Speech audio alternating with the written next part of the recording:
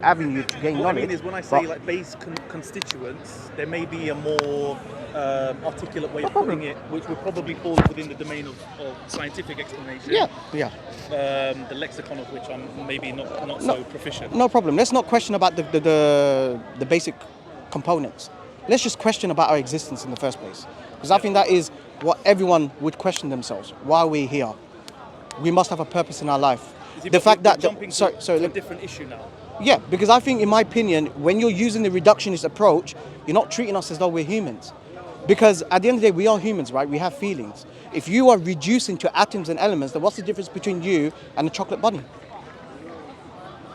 Well, we've touched on one difference, which is the consciousness issue. Exactly. So what I'm saying to you is this: I think at this moment in time, it's not even relevant to talk about the basic constituents. Rather, we should question about our own existence. Why do we exist? So the reason why that particular issue is important, that particular difference between me and the chocolate bunny, as you put it, is important, is because the chocolate bunny cannot, by any measurable way, experience suffering, for example. Okay. I can, and therefore there is a certain level of utility to me valuing myself over something that doesn't value itself. Exactly. So why do you value your life? Because I have the potential to suffer, and not suffering is much more appealing to me than suffering. And where'd you get your life from? Who gave you life? Are we gonna?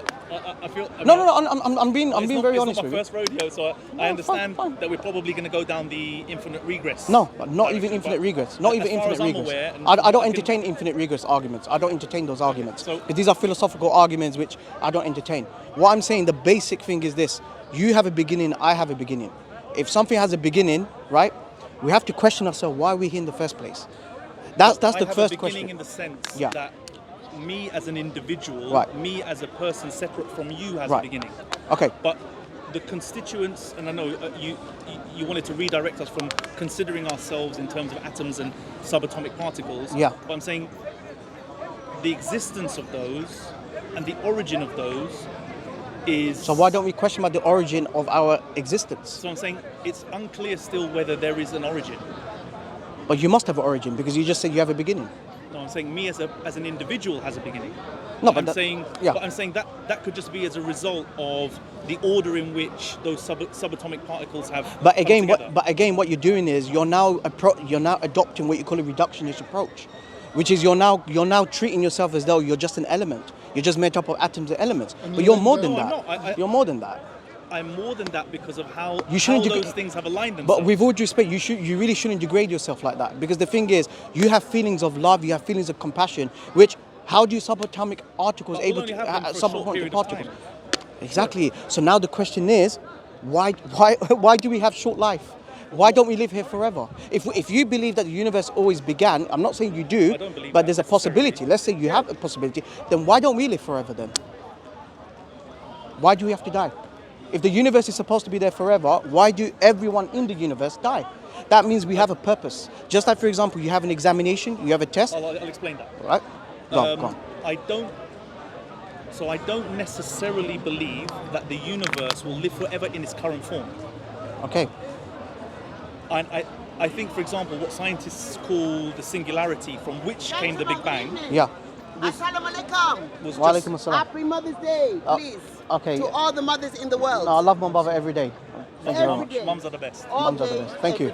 Thank you. Yeah, and a special tribute to Mrs. Andrea Kelly Sure. today. I'm making today a special tribute to Mrs. Andrea Kelly, Okay. who brought forth three beautiful, God-blessed children. That's good to hear. And this morning, I was shocked to open my YouTube to listen to a Christian channel called HN News, slandering Mrs. Andrea Kelly and blaming her for everything. I couldn't even believe it. They even called her a traitor. Cool. So I said, how dare you, a Christian, Sure. a based organization on Mother's Day? Sure. Yeah? Remember, Andrea brought forth three beautiful children for Mr. R. Kelly. Yeah? Sure. How dare you slander her, Christian, especially on Mother's Day? Absolutely. Hey, come on. I wouldn't blame anybody. I wouldn't blame. Yeah, exactly. She shouldn't get no blame at all, anyway. But we try to be fair. We say the man and the woman equally, they are both responsible. Sure. Thank you Yeah? very much. I think Thank you very everybody much. should be treated justly, Justly. according to their Exactly. actions. But when we come in to talk about relationships, you can't just blame the woman.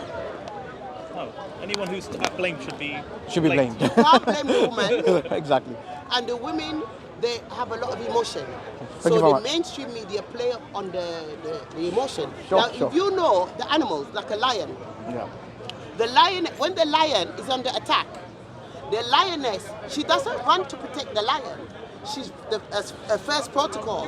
Her first protocol is to run and protect her cubs. Sure. Because if she runs to protect the husband and leave the cubs exposed and open and at risk of attack, you understand? So naturally, she runs to protect her cubs first. Yeah? Sure. So you cannot blame her and say she's a traitor because she left her husband. She has to protect her children first. Cool. That's I the agree. nature. I agree. And Thank when you. the man is under Thank you very attack, yeah, when the man is under attack, yeah, it ultimately affects the children. Yeah? Yeah. So the mom Yeah. has to protect the children. Yeah. Isn't it? Yeah. Yeah, Sorry, when the- madam, he's just calling you. He's just calling you. No, I'm not finished.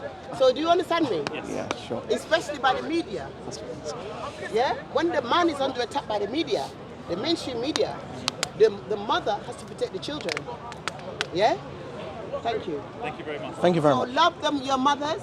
Yes, absolutely. Remember what they went through. Absolutely. Mums are the best. Every They day. don't just wake up and say, oh. Every day. Yeah? Every day. They go through a lot. Cool. Thank you very much, Yeah? sister. Many Thank you very times much. they keep silence. You see? Indeed.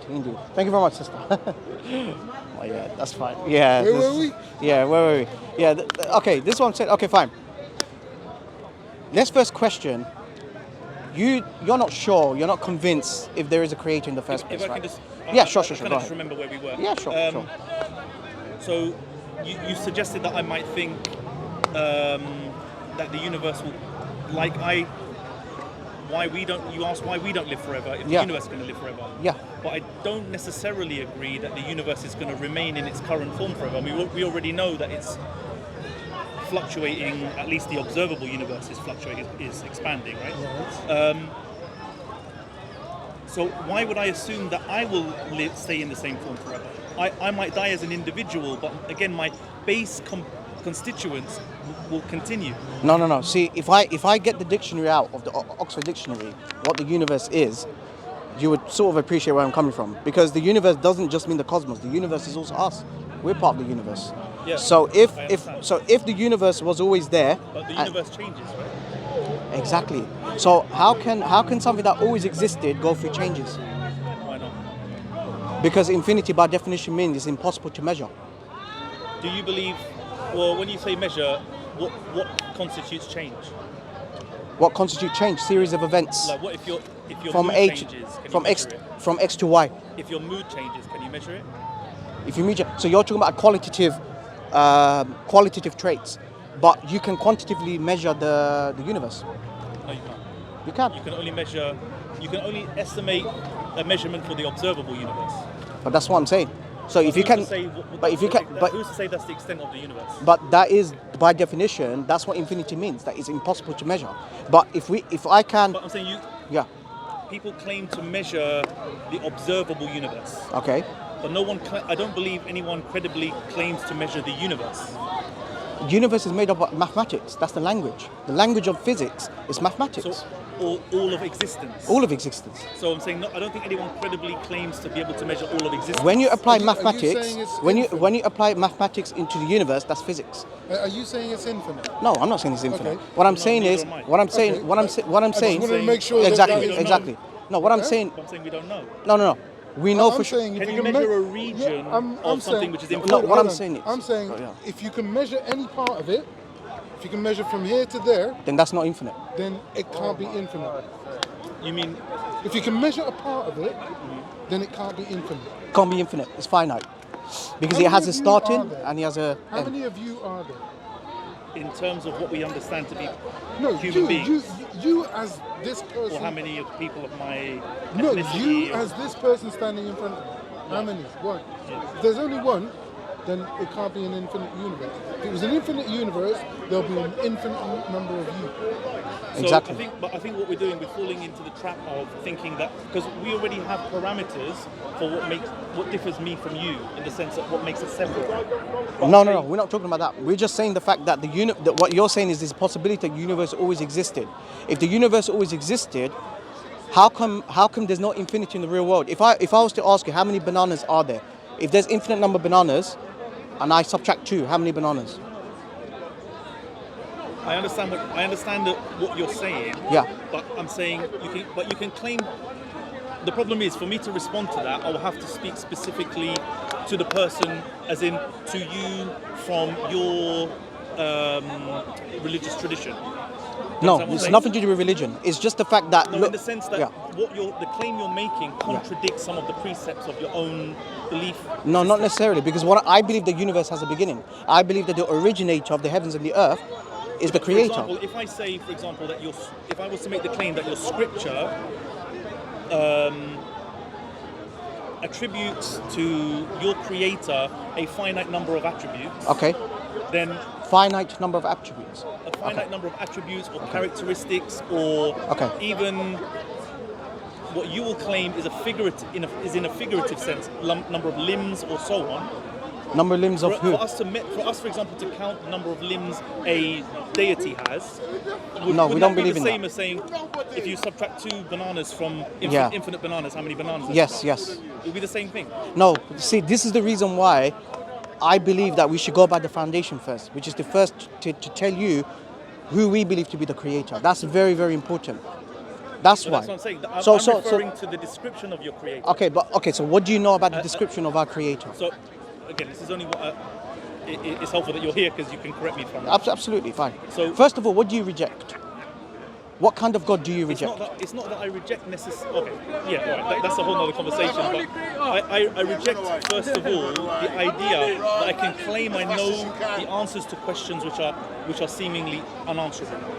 So I don't claim to know, and it would seem disingenuous to me for you to claim to know that your religious tradition is true. Okay. When you are not expected to know. But we're not talking about religion right now. We're just talking about whether there is the creator or not behind the universe. Because religion comes with revelation. So I wouldn't claim to know one way or the other. Okay. So let me define to you who we believe to be the creator, right? And let's see if that makes sense to you, right? Let's see.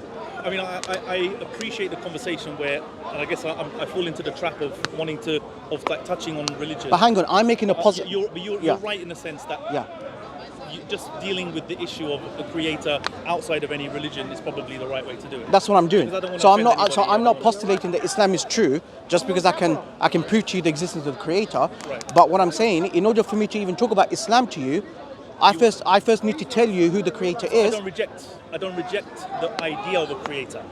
But you just don't know. I don't know, and I'm So not let me. convinced one way or the other. Okay, so let me inform you who we believe to be the creator, and then from then on then you can say whether you're not sure about it, right? Okay. So we say, yeah, I just want to preface this. sure.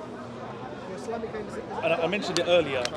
Coming to a place like this, it's a platform for both the apologetics and Of course. the polemics. Of course. So I've been exposed to all sides Okay. of the claims you may be Okay, sure. about to make. Sure. But however, I do not want to appear to represent the counter arguments. They're not my arguments necessarily. However, I'm aware of their existence and they play a part in my thinking. I appreciate you making that disclaimer. I appreciate that. That's absolutely So fine. if- That's absolutely If I fine. challenge your claims, More than welcome I'm to just challenge I'm playing devil's advocate because I think No, the I only want way to no, establish because, the truth no, of the because claim is to challenge it. no, but okay, fair enough. But then I want you to be honest. Of course. Listen, I've got a long way to go. So Okay. Assalamu alaikum. Wa alaikum salam. Take care, hope man. you find Take care. the appropriate park. It's a pleasure to meet you. Take Thank you. care. Take care. Yeah. Take care. It's not. So okay. So since I don't know how long you've been coming to Speaker's Corner. How long have you come here? Maybe for a year before the For a year. lockdown. Okay. And have you spoken to Muslims before? Like, Yeah. Okay. And have they explained to you who we believe to be Allah? To one extent or another, yeah. So what have you heard so far? Because the thing is, I want to see if you know who Allah is first of all. Because probably it's a wasting time if I'm explaining to you who Allah is, right? So what have you heard from the Muslims that they... Bearing in mind that the conversation is being recorded, I don't think it's going to be wasted if you give some of the basic precepts. Okay, fine. So first of all... There'll be a lot of people who can gain something from Sure. So we say that we have something called the definition of Allah. That Allah defines for himself who he is, right? And it's in the Quran, right? So we believe that the revelation comes from Allah, and he explained to himself who he is. And Islam came here to propagate the message of Tawheed, the oneness of God. That is the foundation of the faith. That the first call of the prophets and messengers is to preach people to worship none but the Creator and not to associate partners with him. Now, Almighty God, who we believe to be Allah subhanahu wa ta'ala, there is a short surah called Surah Al-Ikhlas, which is the 112th chapter, right?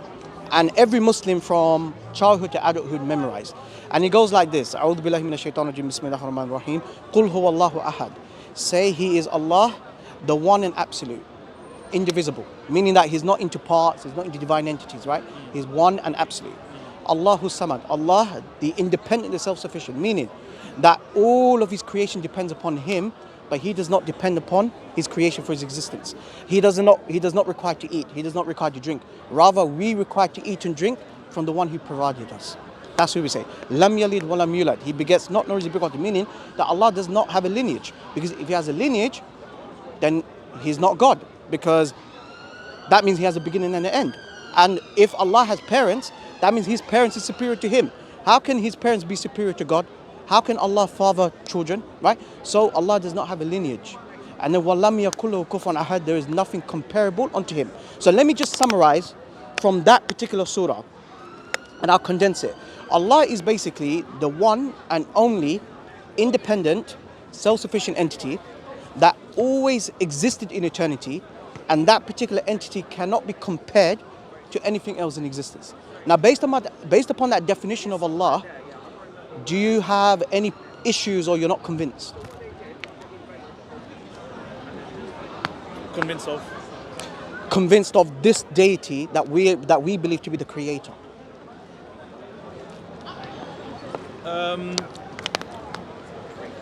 So again, I'm really referring to some of the arguments I've heard against some of these claims. Okay, sure. So, for example, where it comes to the attributes and his dependency on his creation. No, he's not dependent upon his creation. No. Yeah. Sorry. I mean the challenging argument suggested that there is an element of dependency where it comes to some of those attributes, because some of those attributes are transactional in nature. And okay. I think this happened only like no problem. Ago, no right? problem. I can address that. No problem. But I don't know if within that, I don't remember within that that video that I watched whether you were given a fair opportunity to address. Oh, you watched me. Okay. I think you. I probably have with Bob, right? Yeah, with Bob the Builder. Yeah. Okay. I think it was on that topic. Yeah, it was. So and again, I'm not saying I agree with him. No problem. But I'm saying it's food for thought for the agnostic. Absolutely. Or for the Muslims as well. For the neutral. Yeah. Of course, it is an opportunity to affirm their beliefs. So, the idea that certain attributes are transactional in nature and therefore require a recipient for them to be logically viable is something that provoked thought in me. So I'll be interested to hear your views on that. No problem. So let's first define I'm keeping it locked into what you've already given as an no problem, Cyrus. You should be very honest with me, and I want you to challenge me. Sure. And I can challenge you, but in a very respectful manner, because I can see in many previous discussions people get a bit heated up and it doesn't go away. But we're having a good, respected discussion, right? Long may it continue. Exactly. So you spoke about the attributes, that there's some sort of transactional, and therefore it postulates that the creator is dependent upon the object for his attribute. Now, what we say is we first need to define what is attribute by definition. What do we mean by attribute? So what do you understand by the word attribute? Because we cannot use terms and phrases unless we know what we're saying. So how I would understand attribute, and you may pull out the Oxford definition, but Yeah. I would infer from that a trait which is either intrinsic or adopted. No. Attribute by definition mean inherent characteristics. But can something become inherent? Inherent means it's always in you. This is what we say. So you cannot attribute the object unless the object exists first. There has to be the existence first, then you put the attributes. But it comes with it. So for example, I'm going to challenge you on that. yeah, no problem. When we say that Allah's attributes are not makhluk, they're not created, because Allah subhanahu wa ta'ala already had these attributes in him. Now, since Almighty God, since he always existed, therefore all of his attributes existed. Okay? For example, you mentioned about the transaction, right? How can you call him the creator if he hasn't created yet? Right? Or I think one of the examples that was used was merciful. How can you be Correct. merciful unless Correct. you have an object Cool. towards which to No problem. transmit your mercy? No problem. So the Islamic scholars, they explain this very well. So we have something called dhatiyah and fa'iliyah. Dhatiyah meaning his essence, and fa'iliyah meaning the action. So some of his attributes does not necessarily mean it needs to be manifested. And some of his attributes, exactly, essential. And some of his attributes, he can manifest it. So for example, his attribute of being the creator, just because he doesn't create, that doesn't necessarily mean that he was never the creator. Because he has the capacity and the ability to create. He doesn't need to create to show that he's the creator. So let me ask you a question then. Yeah. I feel like potentially that raises a problem where you say it's essential. If he had not, what was the term you used where he defined his own attributes? Is that what you said? No, so what, the dhatiyah, his essence, and then his fa'iliyah, which is his action. Earlier on you said he defined his own attributes. Oh, yeah. So he defines about himself. Right. Yeah, As with in, the so what does that attribute. mean? As in he reveals about himself? He reveals about himself. But those Correct. attributes, are they self-defined, or are they're just there as timeless as he is? No, it's with him. All the time. Always. Always. That makes So- sense. The fact is you have the capacity to love. That's your essence. But just because you haven't shown your love, that doesn't mean that you don't have love in the first place. You do have it. But you just didn't choose to manifest it. But can I consider myself loving until I've loved? But the attribute is your Potential. I may have the potential, the capacity, but can I consider myself a lover okay. until I love? Okay, but can you love unless you have the capacity to love in the first place? And this is why Can attribute you by not learn different. to love? No, you can't learn how to love. Like for example, I mean, it's an interesting. Okay, but this is different because what we say, Allah is not like us. His existence is not like our existence. Do you understand? I So know it'll always, even if I find the perfect analogy, yeah. But why? But why it does? will always come back to Yeah. But it's not like us. But why does Allah need to manifest every attribute of His to His creation? Why can't it be just within His essence? I understand the question you're asking. Before I forget, Yeah, sure. so for example, where he's described as the most merciful, Correct. could he have been any other way? As in, could he have decided himself to have been the something else? No, He has 99 names and attributes. But where you said he defined them, No. I'm saying what he attributes about himself. That he is all merciful, that he is as-samad, that he is independent, he's self-sufficient, that he is one and absolute, is ahad, right? But all of his attributes, they're not makhluk, they're not created. It's always with him. And that is what attribute means by definition, is inherent characteristics. this is less of a challenge. It's just more of an Sure. academic question. Sure. He is described as the most merciful. Correct. Could he have equally been the least merciful? No, Why not? because that defies his nature. But if he was the least merciful and having never been the most merciful, would it change anything for you? But that's hypothetical now. No, I know. It's just an additional, just a thought that popped into my mind. No, It's because it's not to do with the challenge to any of you. No, because my creator defined the way that he defined. Now, by altering his attributes and his characteristics, according to my opinion, you're altering the reality. So with all due respect, 99 attributes, but there are names and attributes, commonly named attributes Okay. that we know. There's more. I understand. We'll know more. So there are 99 Yeah. names and attributes. Correct. That we know. That you know of. Yes. Yes. What I'm saying is, had they been different, and I know it's just hypothetical, but why not? Okay. Had they been different, would it make? Oh, okay. Before I get to that, Sure. Does he have any attributes that he has not yet manifest? No. Why does he need to manifest his attribute? No, I'm saying, does he have any that he has? You're saying he doesn't need to manifest them to No, he have them does- innately in Yeah, him. yeah, So I'm exactly. saying, does he have any examples of attributes that he's named but has not exercised yet? Because the entirety of history has not played out. Okay. So what I mean is, the time for him to demonstrate, let's say, one of his attributes. I don't know because when it comes, okay, so we have a scholar called Shaykh al-Islam Ibn Taymiyyah. May Allah have mercy on him. He explained the names and attributes of Allah in the best way.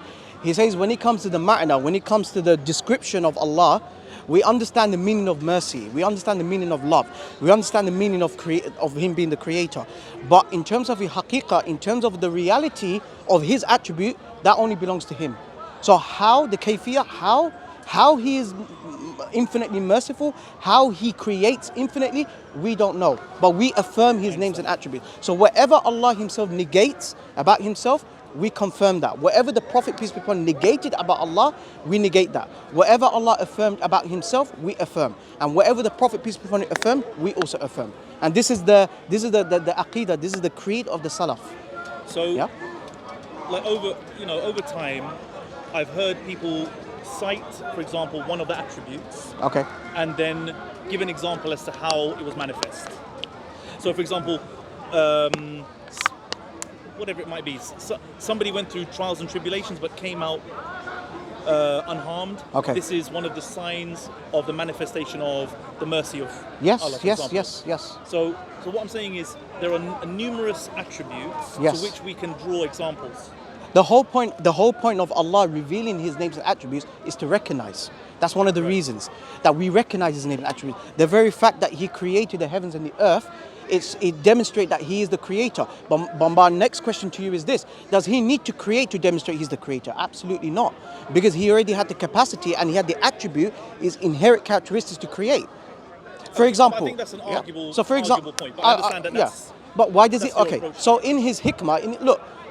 First of all, we as Muslims, we should never ever go beyond the knowledge of Allah about himself, his reality. We only affirm what Allah himself mentioned about himself and what the Prophet, peace be upon him, affirmed. For example, we say Meaning you Allah. don't speculate. We don't speculate. But the most crux of the issue is there must be the creator, and that's all you need to recognize.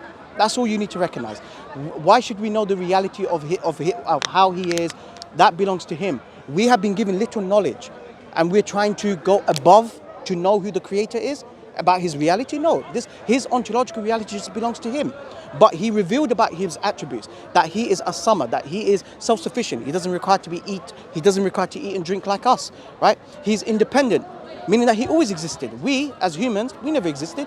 This whole creation here is a proof that, it didn't always be. Like, So going back to my sort of worldview, Sure. Like, I'm not convinced necessarily, even if I was to accept, for example, the idea, which I don't, but the idea that a being brought reality into existence, I wouldn't have conviction in saying it did it intentionally necessarily, or even that it continued to exist once that was established.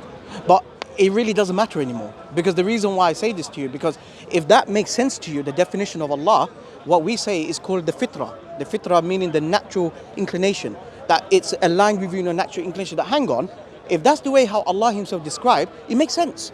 It makes sense that he's not a man, he's not Jesus, he's not Muhammad. Then wouldn't you say that my natural inclination will also inform me as to whether the claims about the creator are true? Ah, that's it. But then you're going to say those can be... No, that's the reason why we need revelation. We need guidance. Because we believe. Then, will my natural inclination not lead me to, if it's true, would it not need, and if my natural inclination is implemented in me by God, would it then not make sense that I would naturally believe the claims? This is the reason why we say to you that every human being is born in din and fitr. Din al-Fitr meaning the innate religion, that they accept that there is there is a high supreme entity without any influence of external and internal factors from the society. And the Prophet, peace be upon him, he said. How do we So the Prophet, verify that? okay, so the Prophet, peace be upon him, he said that every child is born in Din al-Fitr, that every child is born to recognize that there is a supreme deity, right? There is a supreme deity, but the society, but then he started by to. what means how do we? By just saying there must have been above me that is responsible for taking control of everything. That How is do we know that all people are born that way? all people are born to recognize that they submit to the will of someone who's higher than us, but they just don't recognize who he is. But they just recognize that there is. That that's true? And that's why we need revelation. No, how do we verify that all human beings are born with that innate understanding? Because if you ask any child who created this, they point up. I mean, So, but they don't know. I've ever asked any child. Yeah. question about- Every child would know that. Every child would They know. just go, I don't know. No, but okay. But every child would tell you that anything that comes to existence, there must be a creator. There must be. That is the natural inclination. But what happens is, as you grow up, you have been But that's influenced on by the society. That goes back to the very beginning of our conversation, Yeah. where you were presupposing that everything has come in. Even the base constituents of what makes our reality came into existence. Exactly. That's So on that's presupposition. right. But what I'm not talking about religion. I'm not talking about God. I'm just talking about the fact that children have this innate nature to accept that something must be above me that is responsible for But isn't that everything. because a child is born dependent on its parents, and therefore it grows up understanding? You just confirmed what the Prophet, peace be upon him, said. This is exactly what he's saying. I never claimed that he didn't say anything. No, but this didn't make sense. No, but what you're saying is what the Prophet, peace be upon him, confirmed. Right. That he's saying that every child is born in an innate religion of accepting that. But why do you say religion? Okay, way of life. State of State. Right. Yeah, din al-fitr, like But not innate way of life. only Right. all human children, as in all human infants, are born that way. Yes. But not all entities on earth. There are some entities on earth. Now we believe every entity here is a Muslim, the creation. Why? Because Muslim by definition means that submits to the will of the Creator. The very fact that this tree here submits to the will of the Creator, it's following its nature. There's a program. Sorry, but the point that I was making was all human beings are born dependent on their parents, or on a parent, or on another individual to raise them. What I'm saying is, not all living things on earth are born that way. Okay, but So we're not. you're taking it another step and saying No. But the hadith says every child. It's not say every living thing. No, it says every saying, not every living thing, but every human child. Every human child. Now, what happened is, because they depend upon the parents, they start then adopting the religion of their parents. They start worshipping fire. They start becoming Jew, Christian. It's no surprise to me that, first of all, I wouldn't agree with your claim that every child, if you ask them where did things come from, they point up. I don't agree with that. I wouldn't have answered that question that way. Justin Barrett, he's a professor at Cambridge University. Right. He conducted a study and he brought children without any external factors, without any external influence, and they all accept that there must be a supreme deity. Well, hold on. They all those accept children were raised in families that had their own narrative. No. They weren't raised by their family. Independent. What do you mean independent Like, children? meaning there's no external influence. They didn't How old learn. were the children? They were in the infant. I'm not sure. Around 5, 6 years old. I'm not sure. And never had any external influence. No, that's what I'm saying. That's what they conducted a study. Justin Barrett, you can research yourself. Yeah, Justin I Barrett. would like to make a note of that. Yeah, because sure. If you think the only scenario in which you could create control samples of children who have had no external influence, Yes. would be if they were bred in captivity and were never given But, contact with but what I'm other human beings. but what I'm saying to you is that this is the natural state without any external influence. But because of the society, because of the nurture, because of the environment, it then altered their understanding about God. They start adopting the religion of their parents. They start becoming a Jew, they start becoming Christian. That's the reason why when we say that a person accepts Islam, we don't call them a convert, we call them a revert, because they're going back to their natural inclination. And this is what Islam means by definition. It means you submit to the will of the one true God that I just spoke to you. But as far as I know, when I gave you the definition of Allah, I don't think you have any issue. What you're doing is at this moment in time, I just think what you're doing is you're fighting against your natural instinct. No, it's quite the opposite. You're trying to fight against my natural instinct. My natural instinct is that I'm not convinced. You're not convinced if this whoever this creator is communicated me. I'm not even convinced that it still exists. I'm not convinced that if it existed, it still exists. If it existed, it knew it was creating us. Okay, do you exist? Yes. Do you exist? Yes. How do you know that? I think. But are you sure that you exist? Okay, so now you're going by the Greek Socrates. I don't know whoever quoted this, right? But you know for sure that you exist. I'm saying, look, if we agree on a number of parameters as to what, hold on, right. if we agree as to what if we agree to a number of parameters as to what existence is, and I would assume that based on the conventional parameters, you're asking me the question based on conventional parameters, then I'll say yes, I exist. No, Do I believe I'm experiencing existence? Yes. No, I'm not questioning about whether there's God or not. I'm just questioning to you existence. No, I'm saying that's the on the conventional parameters, I believe I exist. Okay, brilliant. So you believe that you exist, correct? Now, if you believe that you exist, the only thing is natural to ask yourself, well, where did I come from? And why am I here? I asked that question. Right, so let me ask you this question. Did you create yourself? In what sense? Did I create my persona? No, just you, your existence. No. My mum and dad did. Okay, you believe your mum and dad created you? Yeah. Okay, so when you die, can they give your life back? Not according to the current Why state not? of technology, no. Why not? If you're saying that your parents gave you life, they're the life giver to you, when you die, why can't they bring your life back? Do you know what that shows you? Why would that even be a question? That's a question because it shows to you that it's not within the capability of your parents for you to be born. Because there's so many parents that goes through miscarriage. How can you? So you're saying that my parents didn't give me life? No. Yeah, your parents didn't give you life. What I'm saying to you is, it's a means of your existence. This is what I'm saying. So your parents didn't give you life in the first place. Because look, like I told you, if your parents gave you life in the first place... Your parents didn't give you life? No, my parents didn't give me life. The life who gave me is the Creator. The Creator gave me life. But the Creator created my parents as a means for my existence. That the messenger didn't give you the message? No, what I believe is... We can move on to that, no problem. What I'm saying to you is... But it's like you're creating kind of an unusual argumentation. Which is? Like the process of reproduction is what gives life. But how? Okay, so do you believe that your parents was able to control your outcome? But what? I don't understand. What does the level of control have to do with it? Because it shows to you that your parents did not have the control in the first place for your existence. Because how could? Without them? Am Would I not dependent on their relationship? Hang on, but your parents is dependent upon their parents. So I'm not arguing against that. Exactly. But to say that my parents didn't give me life, right, kind of goes in the face of the basic. See, when you talk about natural inclination, yes. If you ask anyone here, did your parents give you life? Okay. I would imagine that the vast majority of people, even the Muslims here, would agree. Okay, well, hang on. So that's my natural inclination. I'm saying your parents is used as an agent for your existence. But who looked after you in your womb, in your mother's womb? Who gave you food and drink? The very fact your mother could not even. No. Okay, my parents, my mom. I'll use my example. No. My mom. You know how it works. It goes through the bloodstream and then the features, right?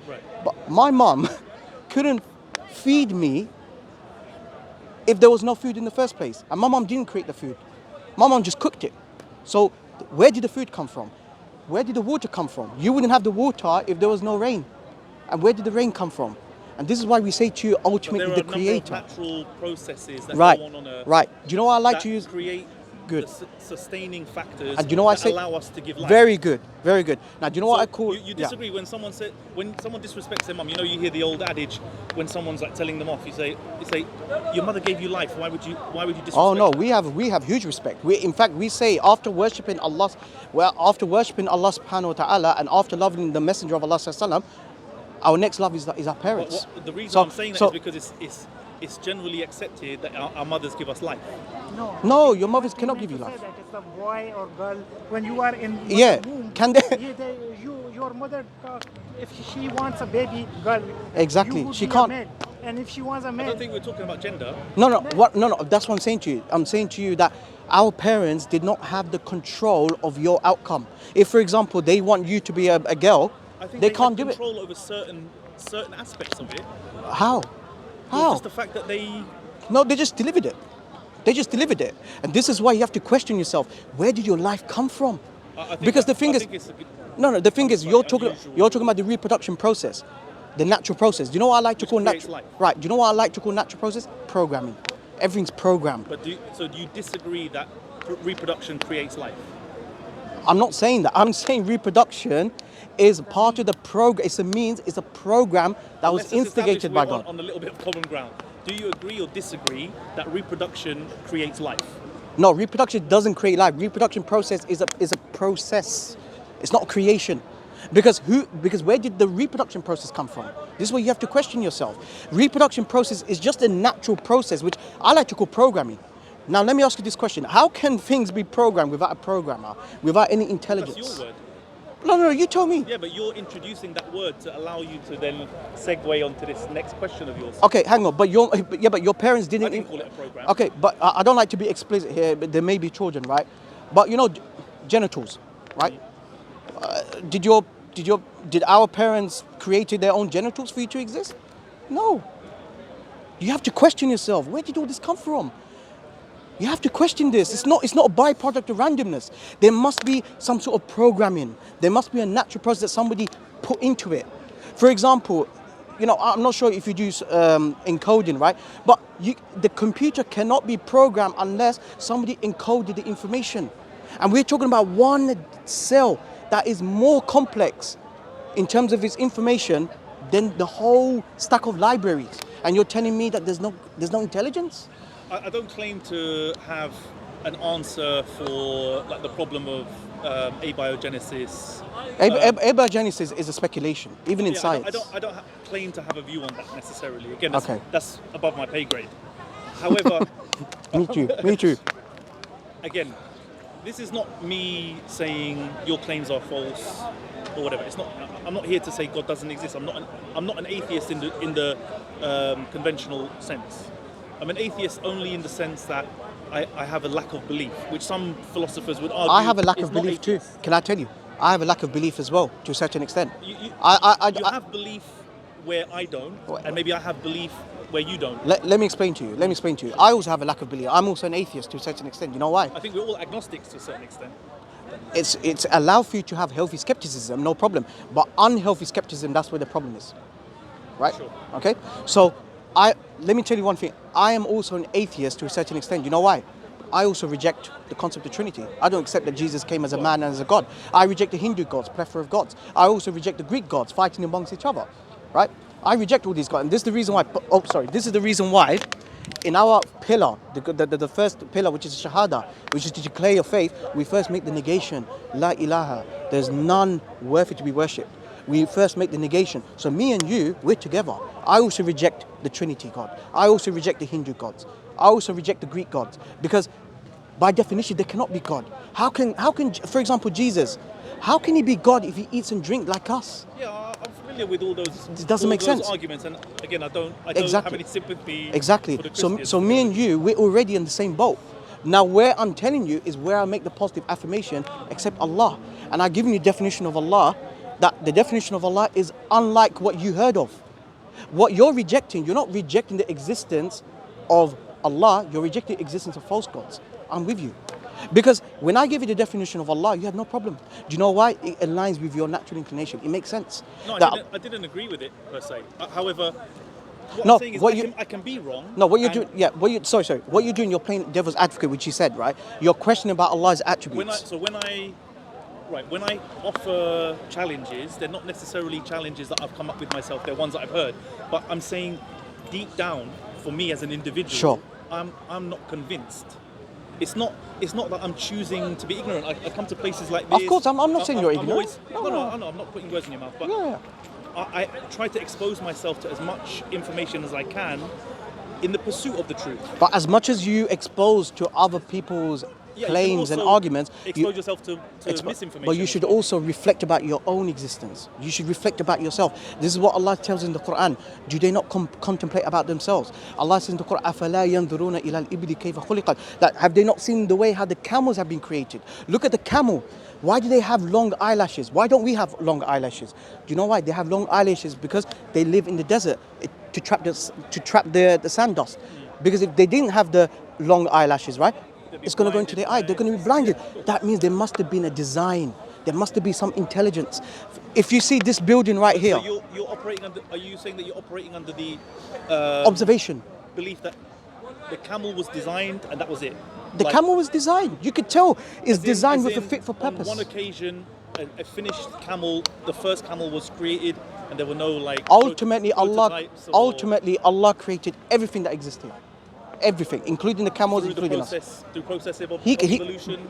No, I don't believe you. Okay. You don't believe in evolution for humans, right? Yeah, I don't believe the evolution of humans, but I've got no problem accepting the animal evolution. I've got no problem with that. But ultimately, I always found Allah subhanahu wa that ta'ala. seems like a more modern take, No, not necessarily. more modern understanding. No, I'm agnostic. I'm agnostic because I don't really care. I don't really care if animals evolve or not because it doesn't really take me outside the fold of Islam. What takes me outside the fold of Islam, if I start believing that we didn't come from Adam and Eve, we come from monkeys or we come from fish.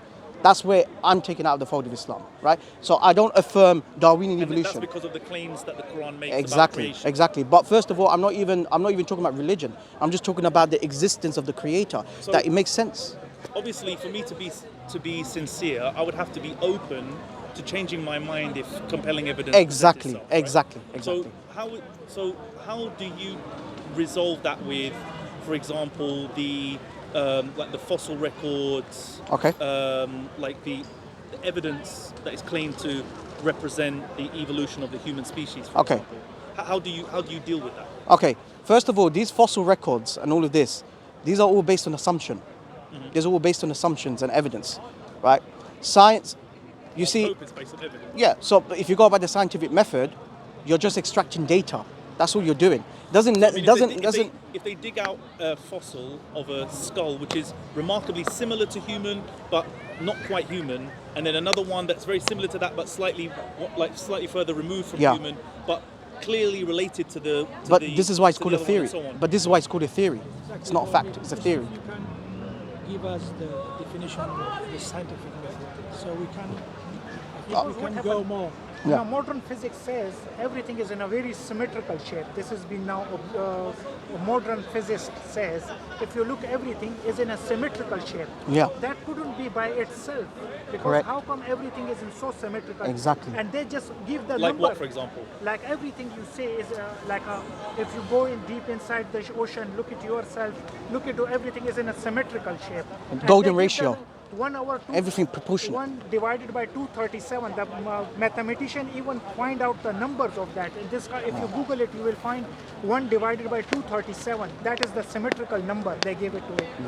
And, But sorry, Sounds like it's a fail. we're just having a respectful discussion, man. You can do afterwards. You can do afterwards, man. Do you want to join the discussion? Absolutely. What's the discussion about? Yeah, but don't block the camera. Or just listen, and then if you Sorry, feel like Robin, you've man. got Sorry. something to Carry on contribute- if you want, man. about football. About football? We'll be here all day. No, but there's a conversation. If you listen to it Yeah. and then you pick up on the topic, if you feel like you have something to contribute, you're welcome to. It's just based on experimentation and observation. And observation. Yeah. So they didn't observe. They didn't observe Darwin evolution. So the fossil record, you're saying what about it? But you weren't there. This is the whole point. This is why it's called theory. For example, the Big Bang theory, you weren't there. We're just postulating evidences that we saw the red shift, that the galaxies are receding each other. And therefore, we make an assumption that if the galaxies receding each other, Anybody who makes therefore... any claim about religion or about what happened during the course of their Yeah. the narrative within their religious tradition, Yeah. in all likelihood wasn't there. No, not necessarily, because science is induction. But my belief is based on deduction. That's the difference. Yeah. So this is science. No, This no, is I'm not talking about the precepts of believing in a creator. I'm talking now. I'm just kind of trying to move the conversation along yeah. to a specific religion. Okay, So but the events that okay. make up the traditional narrative Yeah. of any given religion Yeah.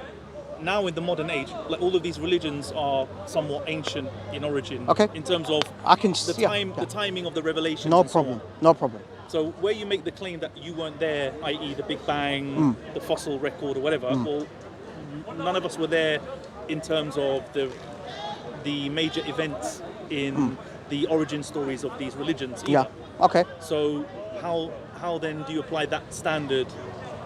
There's a difference. My claim is based on certainty. Science is not certain because science is transitory. It changes over time. Whatever the evidence points towards, you go by that. So do you but think 100 years time, they may say to the universe is internal. So when we took, so that's part of the reason why I picked. Oh, what happened? Huh? Where are you going? No, go home. We want to look around. All right. Good night. Take care. So you see, where I talk about the fossil record, Right. and you said it's just observation and theory. But I don't understand. Yet it's observation because you're Yeah. looking at the thing, Yeah. and you're determining that they're related because they're extremely similar. Okay. Like, why would you discount that? Do you know why I discount that? As it, sorry to interrupt Do you know? you. Yeah. Over and above Yeah. what you're told to believe, Okay. I'm saying just what is your rationale for Good rejecting question. it? Good question. My criteria is not science in the first place, Okay. because science doesn't give you ultimate truth. Science can only give you based on evidence and based on assumptions. It can never give you a certain fact. It can never give you, because whatever the evidence they give you in 100 years' time, it may backfire. They may have other fossil evidences 100 years' time that may contradict the present claim. For example, I'll give you one example. I don't believe in the Big Bang. I don't believe specifically about the Big Bang. This is what science says. I don't really care what science has to say. I But I'm don't gonna go- think it gives any hard conclusions, to No, be honest. I about love the science. origin of the I love universe. science, by the way, but I put science in proper perspective, Yeah. right? Because in philosophy of science, there's something called scientific realism and scientific instrumentalism. So scientific realism meaning that science is your objective reality. Science instrumentalism meaning that you're using the scientific theories as a useful tool for making predictions, but you're agnostic about it, whether it's true or not. I adopt the scientific instrumentalism, not scientific realism, So- because my criteria of reality is Islam, not science. So you don't agree that there are some scientific principles that are proven to such an extent that they can be accepted as Can fact? any scientist say that to you? So, for example, like with the principles of like the weak force, the strong force, electromagnetism, and so on. Okay. These things, like they've been shut the book. That's it. These are facts. Yeah, As in, that's how they're considered. I'm not claiming to understand. Yeah, them, yeah. But I'm saying these are considered to be like conclusive. They're considered as. You're spot on. Science can never give you a conclusion. That's the difference. I want answers that gives me certainty. Science doesn't give me it doesn't give me certainty. It just gives you what evidence points towards. But it doesn't give you even facts. to the extent where you could make life or death decisions based on the information that the study of these three principles that I've just mentioned give you. You could put your life on it, that the equations will be true, that I'm not dismissing science, by the way. But I'm just putting but science in the why are proper you- perspective. with less certainty than your religious beliefs. No, exactly. The reason why I say this to you, because science is just a study of the natural phenomena, and we believe that even in the But that's Quran. the beauty. Sorry to interrupt. I No problem, apologize. Cyrus. But see, like with some of the principles, like the ones I've just mentioned, Yes. where you say you have less certainty about those than your religious beliefs, despite the fact you can measure them, you can experiment and prove that they're true even now, you still reject them, or you still regard them as a lower level of Lower level of evidence. Correct. and you have less confidence in them than your Yes, than than Islam. your beliefs, Absolutely. which by very definition Correct. are absent in what makes them knowledge. Exactly. So that's what I'm saying. There is a Yeah. reason, can I say? Yeah, sure. Because what happened, I can take and I understand you say there is a solid something and there is a religious belief. How come you reconcile these two A things? religious belief which Yeah. at its very core That is very is good occult. question, It's yeah. hidden. Parts of it are intentionally Yeah. hidden from you. But thing is that Okay, if I take okay. your one, like a science one, because that's the one, because you said there's a solid ground on a science, there's a religious belief, so we have to take the but thing is that let's take the science one, because there are now science has been divided into two. There used to be a conventional physics all the time. time we believe. And now quantum physics come up, which completely negate that physics. 1 second. So now, Brother, it's a nice discussion with him. Is it possible if I could pray Maghrib here? Yeah, of course. With the prayer mat, yeah? Possible. Jazak Allah. Yes, Just in 10 minutes, yeah? Yeah, Jazak Allah. payment. Jazak Allah. energy never comes with the mass, because where is that? Then the solar energy comes over. How the photon emits energy? There is no any mass over I there. understand what you're saying about like So- classical physics, and the Newtonian modern- physics, so although that- it thing falls is- apart on the subatomic level. Subatomic level. It describes Yeah. very well things on the large No, scale. that's the thing. Do you because believe- it describes, yeah. but it negates the conventional. Exactly. So what he says science is evolving. Evolving, Because it's new evolving. things coming New up, things coming up. Otherwise, we have to still stick with the conventional physics. I accept but the what you're quantum saying. physics come, and quantum physics says that conventional physics is different. I accept Exactly, what you're saying, exactly. and I think, and maybe we'll get to that a bit later, but I actually think that within that explanation that you've just given is a certain amount of wisdom with which we should approach even the spiritual realm. But I agree with you. that's I agree true. with you. That's No, true. no, you're That's right. true. You're No, right. you're You're right. right. You're right. Exactly, yeah. Which is why we're not. Which is why we're not anti-scientists. Yeah. We're not anti-science. We're just saying we're putting the science in the proper perspective, which is like the brother here said very eloquently, right? It evolves. It evolves, right? Because there's certain evidence that you have right now, in 100 years' time, it may smack against your face. Like for example, do you believe? Okay, do you believe in the Big Bang? Do you believe in the Big Bang answer theory? many questions yet. do I believe in the Big Bang? Yeah. It- Do you believe it happened? The Big Bang. I understand that scientists have made observations that lead them to model the universe in such a way Exactly. that what we see as reality started from a singularity or what they describe as a very Yeah. small point. Yeah. Yeah. It's not. I wouldn't say necessarily that I believe it. I would say that I accept that it's a popular. That's it. So theory. I agree with you. That's what I believe. Yeah, Yeah. but That's it. But I think there are other scientific principles that are much stronger than the Big Bang. And I have no problem at all, which is why I say to you that nobody can confidently say to you that the Big Bang happened. But they can, Because there's so many other models. But Do you understand? science can give you confidence in other claims. It can never give you confidence. Because the thing is, science is there to, like you say, it's just an experiment. It's just to, If you explore. do But if it doesn't give conduct you... an experiment time after time after time, and it gives you the same result to the extent where you can now no need to experiment. You can just predict the So why is it outcomes. still a theory? Do you know why it's still a But there's theory? a difference between a scientific theory and me coming up with a theory.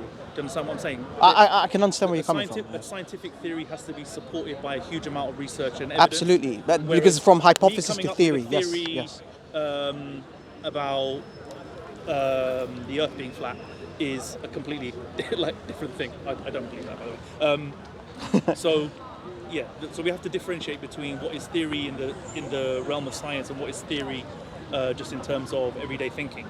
Okay, so Because for Yeah. something to qualify as a scientific theory, it needs to be supported by a huge amount of evidence. it needs to be superior, a huge amount of evidence, correct? Which is where it's upgraded from hypothesis, right? So hypothesis means that anyone can give you the explanation, but there's no evidence. Sure. But then it's upgraded to a theory, right? But then theory doesn't necessarily mean it's a fact. And No, thi- I agree. And that's why I was th- careful to say that this there is- are exactly. certain scientific principles That's it. that are resolved to such a level of certainty that we can consider them. Very good. So now you're going based on probability. This is what you're doing. So what's most likely, it happens. What's most likely not. That's what evolution. This is what science I does. think that's a slightly different. No, but science is based on probability. You put a probability machine. It's all based on probability. What's the likelihood? Because, like you said, if you experiment over and over again, it's most likely that it will be the same outcome. But it can never give you certainty. This is what I'm saying to you. Whereas my belief, my criteria, is based on reason and rationality. That's more powerful because you come to a certain conclusion rather than using the inductive argument that can never give you conclusion. I'm quite comfortable with many of the arguments supporting the existence of a creator. Again, I won't claim to believe necessarily, but I'm comfortable with them. Like if it turns out to be true, it's not a problem for me. I'm not against it. And maybe this is material. Can I be honest with you, Cyrus? I don't want you to be a devil's advocate. I want you to be sincerely honest with me, like deep inside. What is it that you're not convinced of? Because, as far as I know, I don't think you have a problem with the existence of Allah. I think people have this I think you have an issue with religion, not the existence of a deity. No, I made that very clear. I don't have a problem with it. Brilliant. I have huge problems with religion. Brilliant. Okay, so let's now talk about religion. Let's talk about religion now, right? Okay, we say Islam. It's a bit more. It's a bit more. No, I think we're progressing. Right? So Islam, by definition, means. Yeah, go on. Sorry, before we go on, I have lots of reasons for why I don't believe in God. But what's the contrary? Because what you're doing right now, you're just sitting on the fence. Yeah, you just said there's something different now. Okay, so your religious tradition tells you that belief is a choice. Belief is a choice. Yes, it is. I don't agree with that. So I believe that I can make choices that influence my beliefs, but I feel strongly that belief occurs. No, I believe your belief, you've been indoctrinated to make that choice. And I believe in that too. I've been indoctrinated. Everyone has been indoctrinated to a certain extent. This is where I really despise people who have hate against, organized religions like the 6 world major religions, okay, Islam, Judaism, as though they don't have a religion. Well, unfortunately, you do have a religion. Your religion could be fashion. Your religion could be money. Your religion could be science. Because religion, by definition, means you have a specific ideology that you go by in your life. So their purpose of life may be just making money. That's your religion.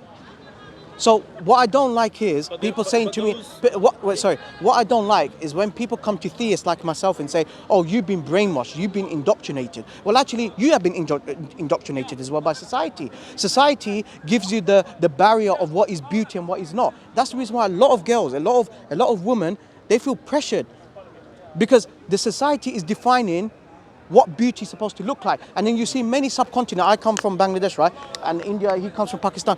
There are many dark-skinned individuals trying to do bleaching. Is that not a religion? That's a religion.